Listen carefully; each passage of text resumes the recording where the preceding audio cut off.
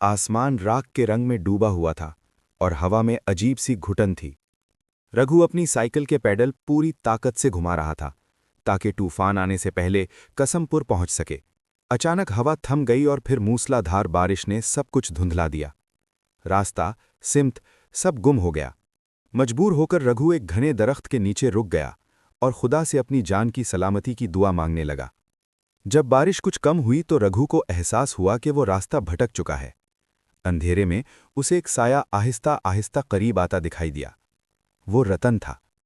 रतन ने बताया कि कसमपुर जाने वाला रास्ता गिरे हुए दरख्तों की वजह से बंद हो चुका है और उसने रघु को करीब ही अपनी चाय की दुकान पर रुकने की दावत दी। रघु उसके पीछे चल पड़ा, मगर गीली हवा में किसी चीज के जलने की अजीब सी बू थी जिसे उसने नजरअंदाज कर दिया। दुकान के अंदर का मंजर गैर मामूली था। बाहर तेज आंधी चल रही थी, मगर लालटेन की लौ बिल्कुल नहीं हिल रही थी, जैसे वहां कोई अनदेखा जादू बिछा हो। रतन ने गैर मामूली तेजी से चाय बनाकर रघु के सामने रख दी। जब रघु ने पूछा कि इस वीरान जगह पर चाय पीने कौन आता है, तो रतन ने मुस्कुराकर जवाब दिया, अब सिर्फ आप जैसे ही कोई आ जाते हैं।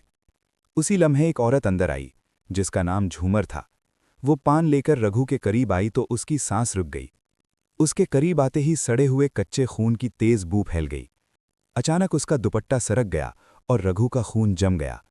उसके गले पर खून की एक गहरी लकीर थी, जहां से ताज़ा खून बह रहा था। अगले ही लम्हे वो नज़रों से ओझल हो गई। रघु खौफ के मारे पूरी रात सो न सका और बाहर जाकर रतन के पास बैठ गया। वहां रतन ने उसे 3 साल पुरानी एक लर्जा खेज कहानी सुनाई। उसने बताया कि एक चाय वाले ने अपनी खूबसूरत बीवी को दूसरे मर्द के साथ देख लिया था।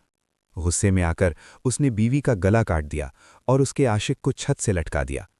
इसके बाद उसने उसी झूंपड़ी को आग लगाकर अपनी जान भी दे दी। सुबह होते ही रघु वहां से रवाना हो गया, मगर चंद कदम बाद उसे याद आया कि वो अपना पैसों वाला बैग वहीं भूल आया है। जब वो वापस पहुंचा तो वहां कोई दुकान मौजूद नहीं थी, सिर्फ एक जली हुई झोंपड़ी का ढांचा खड़ा था। अचानक पीछे से एक आवाज आई, शायद आप ये ढूंढ रहे हैं। रघु ने पलट कर देखा तो वही औरत उसका बैग थामे खड़ी थी। जैसे ही उसका दुपट्टा हटा, उसका खून आलूद भयानक चेहरा सामने आ गया।